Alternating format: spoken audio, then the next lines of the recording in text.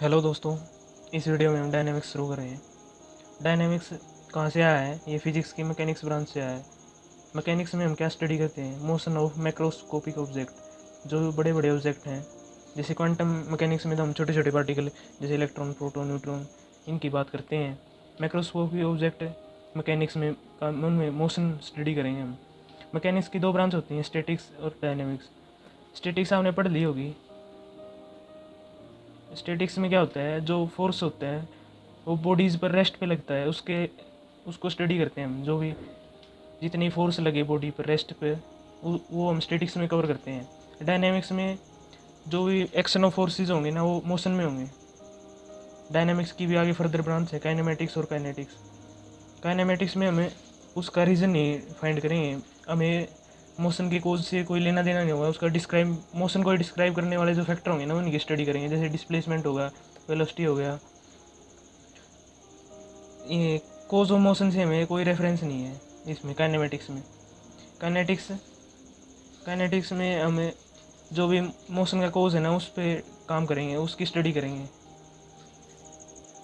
जैसे टॉर्क हो गया, ग्रेविटी हो गया, फ्रिक्शन हो गया, इनका हम कोज फाइंड करेंगे। इनकी ज्योमेट्री के बारे में पढ़ेंगे, कैसे कोई फोर्स एक्ट हो रहा है।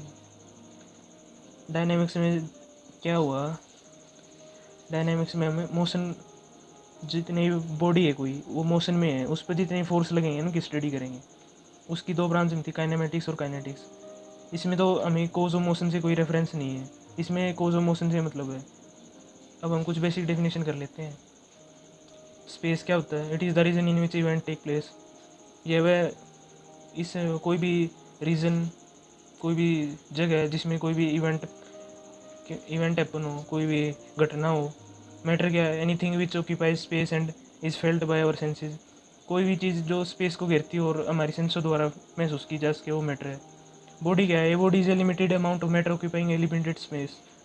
बॉडी क्या है? मैटर का लिमिटेड अमाउंट ऑफ मैटर तो बड़ा हो गया, बॉडी उसका लिमिटेड अमाउंट ऑफ मैटर हो गया जो लिमिटेड स्पेस ऑक्यूपाई करेगा, जिसकी फाइनाइट डायमेंशन होंगी, जैसे length, breadth, height.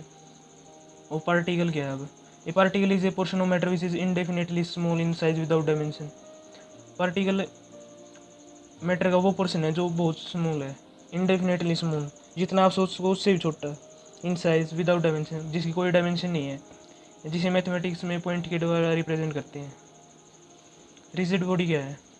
Rigid body वो है जिस पर हम फोर्स लगाएं और वो अपनी साइज को और शेप को चेंज ना करे। ऐसी रिजिड बॉडी वो है does not change its shape और size under the action of forces however large. कितना भी ज़्यादा फोर्स लगा लो आप उस पर, वो अपनी शेप को और साइज को चेंज नहीं करेंगे। No perfectly rigid body exist in nature. ऐसी कोई भी बॉडी नहीं है रिजिड बॉडी जो एग्जिस्ट करती हो परफेक्टली। आप फोर्स लगा के किसी की भी साइज और शेप चेंज कर सकते हो। ये तो हमें अपनी सहूलियत के लिए और मैथमेटिक्स को फॉर्मूलेज अप्लाई करने के लिए रिजिड बॉडी का कंसेप्ट लेके आए हैं। मैथमेटिकल मॉडल मान के चलो आप इसे। इलास्टिक बॉडीज़ क्या होती हैं? जो शेप और साइज चेंज कर लें अगर हम फोर्स लगाएं। जैसे रबर बैंड हो गया, स्प्रिंग हो गया, उनको आप फोर्स लगा के पुल करो तो अपनी साइज और शेप चेंज कर लेते हैं। क्वांटिटी क्या है? Anything which is capable of being measured according to certain convenient unit of measurement. कोई भी चीज़ जो मेज़र करने लायक है किसी certain convenient unit of measurement. Measurement की यूनिट लें, उससे मेजरेबल हो कोई भी चीज़ तो उसे क्वांटिटी कहते हैं। फंडामेंटल क्वांटिटीज़ कौन सी हैं? लेंथ, मास और टाइम। फंडामेंटल तो यही है, लेंथ, मास और टाइम। बाकी आप फिजिक्स में पढ़े हुए होंगे तो उसमें साथ होती है करंट, टाइम वगैरह, लाइट इंडस्ट्री। वो मैथमेटिक्स में बस ये इन्हीं की ज़रूरत पड़ेगी तो इन्हीं से काम चल जाएगा हमारा। इनको तीन सिस्टम में पढ़ते हैं हम। System foot pound system, centimetre gram system, metre kilogram system, जिसे एसआई सिस्टम। ये इंटरनेशनली वैलिड है, ये ज़्यादातर चलता है। लेंथ में फुट पाउंड सिस्टम में फुट, इस सीजीएस सिस्टम में सेंटीमीटर, एसआई सिस्टम में मीटर। मास की unit pound, gram, kilogram. Time की तो सेम ही रहती है तीनों में। रेस्ट पे कोई चीज़ कब है, कब कहीं हम अगर वही चीज़ अपने सराउंडिंग के रिस्पेक्ट में अपनी पोजीशन को चेंज नहीं कर रही हो, तो रेस्ट में। मोशन में कोई चीज़ कब कहलाएगी जब वो अपनी पोजीशन को चेंज कर रही है? अपनी सराउंडिंग के रिस्पेक्ट में। स्पीड क्या है, distance upon time. Rate at which it describe its path, जो पर यूनिट टाइम में कितना डिस्टेंस ट्रेवल कर रही है वो। पाथ यहाँ पर लाइन भी हो सकता है, कर्व भी हो सकता है। यूनिफॉर्म स्पीड कब कहलाएंगे, जो वो इक्वल डिस्टेंस ट्रेवल करे इक्वल इंटरवल ऑफ टाइम में। जैसे आप, ऐसा होता तो नहीं है जनरली, आप हाईवे पर चले जाओ कार लेकर, बिना ब्रेक लगाए आप 60 की स्पीड पर चल रहे हो, कॉन्स्टेंट स्पीड से चल रहे हो 60 की पे, तो इक्वल इंटरवल ऑफ टाइम में इक्वल डिस्टेंस ट्रैवल कर रहे हो आप, तो आपकी यूनिफॉर्म स्पीड हो गई वो। वेरिएबल कब होगी, आप अगर वहाँ पर स्पीड ब्रेक करें, मान लो वहाँ पर आप स्लो करोगे, एक्सेलरेट करोगे, तो अनइक्वल डिस्टेंस हो जाएगा ना इक्वल इंटरवल ऑफ टाइम में। तो वेरिएबल स्पीड में क्या होगा, अनइक्वल डिस्टेंस होगा इक्वल इंटरवल ऑफ टाइम में। Average speed total distance upon total time, total distance ले लो अपॉन में टोटल टाइम। ये कुछ बेसिक डेफिनेशन है। Displacement of particle, displacement of particle क्या है, displacement of moving particle in an interval of time is the change of its position during that interval. ये क्या है, चेंज ऑफ पोजीशन है किसी टाइम इंटरवल में। Displacement आपने पहले पढ़ा भी होगा। डिस्प्लेसमेंट शॉर्टेस्ट डिस्टेंस होता है कि नहीं दो पॉइंट्स के बीच में। Displacement is a vector quantity, it दस पोजेस, इसमें मैग्नीट्यूड होता है, डायरेक्शन होता है, सेंस होता है। मैग्नीट्यूड तो उसका क्या वैल्यू है, डायरेक्शन है, किस डायरेक्शन में है, सेंस किस पॉइंट से किस पॉइंट पे जा रहा है, पी से क्यू पे जा रहा है, क्यू से पी पे आ रहा है। इसे ये पी पॉइंट है, क्यू पॉइंट है, पी से हम क्यू पर जा रहे हैं, चाहे आप पी ए क्यू से जाओ, पी बी क्यू से जाओ या पी क्यू से जाओ, डिस्प्लेसमेंट तो पी क्यू ही रहेगी। ये जो सबसे छोटा रास्ता होगा ये पी क्यू, ये डिस्प्लेसमेंट है। वेलोसिटी क्या होगा, the rate of change of displacement of particle is called its velocity. जो भी डिस्प्लेसमेंट में चेंज होगा, rate of change of displacement, पर टाइम में कितना पोजीशन को चेंज कर रहा है कोई चीज़, सेम डायरेक्शन होगी, डिस्प्लेसमेंट होगी। The rate of change of displacement of particle is called its velocity. Uniform velocity कब होगी, इक्वल डिस्टेंस ट्रैवल करे इक्वल इंटरवल टाइम में, और जो डिस्टेंस ट्रैवल करे वो सेम डायरेक्शन में हो। अगर अलग अलग डायरेक्शन में हो गया तो डिस्प्लेसमेंट तो कम आ जाएगी उससे। डिस्प्लेसमेंट तो उन दो पॉइंट के शॉर्टेस्ट डिस्टेंस तो होता है ना। एवरेज वेलोसिटी क्या है, total displacement upon total time. जितना डिस्प्लेसमेंट हुआ है उसको आप टोटल टाइम से डिवाइड कर दो। Expression for velocity at A point, किसी पॉइंट पर वेलोसिटी निकालनी है, इसे आप इंस्टेंटेनियस वेलोसिटी भी कहते हैं। वेलोसिटी क्या हुआ, चेंज इन position upon time. Small change इन डेल्टा एक्स, स्मॉल ये डेल्टा एक्स से डिनोट करें, स्मॉल चेंज इन टाइम को डेल्टा टी से। डेल्टा टी अगर जीरो को अप्रोच कर रहा है, मतलब बहुत ही कम टाइम इंटरवल लिया है, तभी तो हम एक पॉइंट पर निकाल पाएंगे। इसे क्या लिखते हैं डेरिवेटिव की फॉर्म में, d x upon d t, v is equal to d x upon d t. Unit क्या होती है वेलोसिटी, यूनिट होती है मीटर पर सेकंड। वेलोसिटी का साइन कैसे डिसाइड करेंगे हम, अगर हम एक्स की पॉजिटिव डायरेक्शन में मूव कर रहे हैं, अगर डायरेक्शन जो डिस्टेंस है वो भी जो डिस्प्लेसमेंट कह सकते हैं, इस केस में आप डिस्प्लेसमेंट बढ़ रही है तो इसका वेलोसिटी का साइन पॉजिटिव ले लेंगे, अगर डिस्प्लेसमेंट डिक्रीजिंग में है तो नेगेटिव ले लेंगे वेलोसिटी का साइन। रिलेटिव वेलोसिटी क्या होता है, when two points A and B are moving on the surface of the earth, then the rate of change of position of B as seen from A is defined as the relative velocity of B with respect to A। A और B कोई दो point है या bodies ले सकते हो आप, ए और बी दो कोई ऑब्जेक्ट हैं, वो आपस में मूव कर रहे हैं दोनों ही। अगर ए के रिस्पेक्ट में हम बी को देखें तो किस वेलोसिटी से मूव कर रहा है उससे हम रिलेटिव वेलोसिटी कहेंगे, velocity of B with respect to A. ऐसे तो सभी बॉडीज रिलेटिव वेलोसिटी में मूव करती हैं, क्योंकि अर्थ तो हमेशा रोटेशन में है, मोशन में चल रहा है। तो कोई भी ऑब्जेक्ट आप देख रहे हो तो आप किसी पॉइंट के रिस्पेक्ट में आप बता सकते हो कोई चीज़ मूव कर रही है, वेलोसिटी रिलेटिव ही होती है हमेशा। रिलेटिव वेलोसिटी को मैं कोई एक डायग्राम से समझ लेते हैं। जैसे रोड जा रहा है, इसमें गाड़ी में कोई व्यक्ति बैठा है, यहाँ साइड में पेड़ लगे हुए हैं और यहाँ पर कोई दूसरा व्यक्ति खड़ा है। ये इस कार में जो बैठा है वो अगर बाहर दिखेगा तो उसे ऐसा लगेगा ये पेड़ पीछे जा रही है, अगर ये गाड़ी ऐसे मूव कर रही है तो, और इसे ऐसा लगेगा ये ऐसे जा रही है, तो इसके रिस्पेक्ट में कुछ और वेलोसिटी है, इसके रिस्पेक्ट में कुछ और वेलोसिटी है।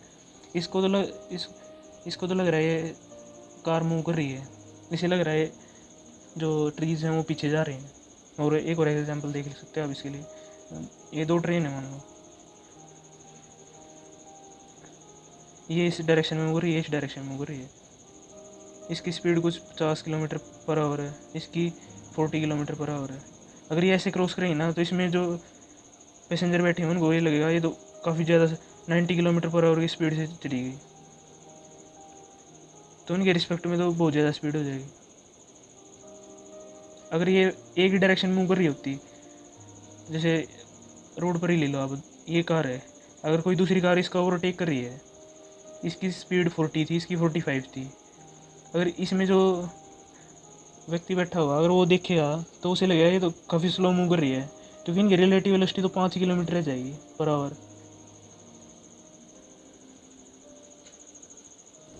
एक्सीलरेशन क्या है? Acceleration of a moving particle is the rate of change of velocity of A particle.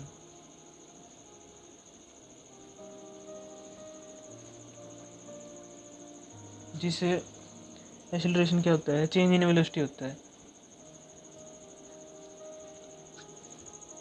Velocity में कितना चेंज आया पर time interval, rate of change of its velocity. Velocity अगर किसी पार्टिकल की यूनिफॉर्म वेलोसिटी है तो एक्सीलरेशन 0 हो जाएगा, क्योंकि यूनिफॉर्म वेलोसिटी में तो वेलोसिटी में कोई चेंज ही नहीं आया, क्योंकि तो कांस्टेंट से मूव कर रही है। जैसे 60 की स्पीड में थी वो गाड़ी, 60 की स्पीड में चले जा रही है, तो एक्सीलरेशन तो 0 ही रहा। एकदम हम गाड़ी को स्टार्ट करते हैं और एक्सीलरेट करते हैं तो हल्की हल्की वो स्पीड पकड़ने लगती है, तो वही जो चेंज है ना वेलोसिटी में, वही एक्सीलरेशन कहलाता है, इसीलिए एक्सीलरेट करना कहते हैं। Expression for acceleration at any instant, किसी इंस्टेंट पर एक्सीलरेशन कैसे निकालेंगे हम? वही एक्सीलरेशन क्या हुआ? Change in velocity, small change in velocity delta v, small change in time interval delta v upon delta t, limit delta t tends to 0। काफ़ी small interval ले लिया हमने, 0 को अप्रोच कर रहा है, तो चेंज इन वेलोसिटी अपॉन ये रेशियो क्या बन जाएगा? D v by d t. ये एक्सीलरेशन हुआ, change in velocity upon change in time. F को हम ऐसे भी लिख सकते हैं। अब तक तो हमें ए एक्सेलरेशन को ए से डिनोट करते थे, अब हम एफ से डिनोट कर रहे हैं। नोटेशन का कोई चक्कर नहीं है, ए से भी कर सकते हैं हम डिनोट। एफ को ये दूसरा फॉर्मूला भी निकाल सकते हैं, d v by d t, इसको वी की जगह d x by d t कर दिया। वेलोसिटी का जो एक्सप्रेशन निकाला था हमने, d x upon d t, change in position upon change in time, velocity यही तो होता है। तो अब इसे डबल डेरिवेटिव करके लिख सकते हैं, d square d two x by d t square. और एक और फॉर्मूला हो गया यहाँ से, एफ को क्या लिख सकते हैं? D v by d t is equal to d v upon d x, chain rule से डी एक्स से डी एक्स कट जाएगा, कोई फ़र्क नहीं पड़ा, इसको ऐसे लिख सकते हैं। अब d x upon d t क्या था? वी, और d v by d x ये ऐसे लिख लिया। ये कंडीशन के हिसाब से अप्लाई करेंगे हम। अगर कंडीशन में हमें वेलोसिटी दी होगी तो ये डायरेक्ट निकाल लिए, d v by d x भी दिया होगा, ज़्यादा से ज़्यादा ये यूज़ होगा। रिटार्डेशन क्या होता है? नेगेटिव एक्सीलरेशन है तो उसे हम रिटार्डेशन कहेंगे। Sign positive in x, positive x direction, अगर एक्स डिस्टेंस बढ़ रहा है, वेलोसिटी को हम इंक्रीज़ कर रहे हैं तो पॉजिटिव हो जाएगा। नेगेटिव, अगर गाड़ी को एक्सीलरेट कर रहे हैं, स्पीड दे रहे हैं, तो एक्सीलरेशन पॉजिटिव होगा। अगर हम ब्रेक लगा रहे हैं तो वो धीरे धीरे स्टॉप होगी, तो वो रिटार्डेशन उसी को कहते हैं। नेगेटिव में हो जाएगा एक्सीलरेशन। यूनिट क्या होगी? मीटर पर सेकंड स्क्वायर, यहाँ से हो गया। इक्वेशन ऑफ मोशन क्या है? अब ये आपने पहले ही पढ़ी, 9th 10th में भी, 9th में आती है। If A particle moves in a straight line from a fixed point in it with initial velocity u and constant acceleration f in its direction of motion, and if s and v be respectively the distance traveled and velocity at time t, then अगर कोई particle है वो straight line में move कर रहा है, उसको तो रेक्टिलिनियर मोशन भी कहते हैं, रेक्टिलिनियर मोशन। अगर पार्टिकल किसी इनिशियल वेलोसिटी से मूव कर रहा है और एक्सीलरेशन उसका कांस्टेंट है, मतलब चेंज इन वेलोसिटी क्या है? कांस्टेंट है। And if s and v respectively the distance, s distance travelled है उस पार्टिकल के द्वारा और वी उसकी वेलोसिटी है किसी टाइम टी पर, तो ये इक्वेशन वो सेटिस्फाई करेगा। V is equal to u plus f t, s is equal to u t plus half f t square, v square is equal to u square plus 2 f s. ये तो कुछ खास है नहीं, आपने पहले ही पढ़ रखी है। ये एक फॉर्मूला हो रहा है, ये भी काम आता है। एस एन एथ, किसी nth सेकंड में कितना डिस्टेंस ट्रेवल किया है किसी ऑब्जेक्ट ने, you plus half 2n-1 n, यहाँ टाइम के लिए कितनी nth second, you initial velocity, F constant acceleration. अब एक्सीलरेशन ड्यू टू ग्रेविटी क्या होती है? It is a known fact that earth attracts its body towards its centre ये तो हम जानते हैं, अर्थ हम हर बॉडी को अपनी सेंटर की तरफ अट्रैक्ट करती है, gravity. This force of attraction produce acceleration on the following bodies. ये उनकी क्या एक्सीलरेशन प्रोड्यूस कर देता है, जो ऊपर से बॉडी गिर रही है अट्रैक्ट कर रहा है, तो नीचे आते आते उनकी स्पीड बढ़ जाएगी। This acceleration is always the same at the same place but very slightly from place to place. Same place पे तो हमेशा सेम ही रहेगी, पर वेरी कर सकती है प्लेस टू प्लेस, जैसे पोल और इक्वेटर। जैसे पोल्स पर ज़्यादा होती है, इक्वेटर पर कम होती है। एक तो डिस्टेंस फैक्टर होता है उसमें और एक रोटेशन फैक्टर होता है, वो आपके काम की नहीं है।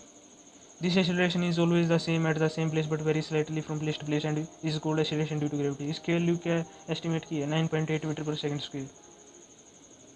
इस एक्सीलरेशन से मूव करती है बॉडी। और किसी पार्टिकल को हम नीचे वर्टिकली डाउनवर्ड प्रोजेक्ट कर दें या नीचे गिरा दें, फ्री फॉल नहीं है, ध्यान रखना। पहले कुछ इनिशियल वेलोसिटी है उसकी, फ्री फॉल हो गया तो यहाँ यू की जगह 0 हो जाएगा। ये कंडीशन एफ की जगह जी आ जाएगा उन चारों इक्वेशन में जो हमने पीछे की अभी, इक्वेशन ऑफ मोशन और एक लास्ट फॉर्मूला था ऊपर। और हाइट हो जाएगी, एस की जगह हाइट हो जाएगी, क्योंकि नीचे ऐसे मापे ना हाइट, समझने में आसानी होगी इसीलिए। अप में है तो नेगेटिव में होगा, माइनस जी माइनस आ जाएगा हर जगह, माइनस जी। एफ की जगह माइनस जी को रिप्लेस कर देंगे। अपवर्ड में अगर कोई ऑब्जेक्ट को हम ग्रेविटी के अगेंस्ट ऊपर फेंक रहे हैं तो ये मोशन, ये इक्वेशन मोशन सेटिस्फाई करेगा वो। बस यही था बेसिक में तो। Thank you for watching. अगर आपको वीडियो अच्छी लगी तो लाइक कमेंट शेयर सब्सक्राइब करें चैनल को।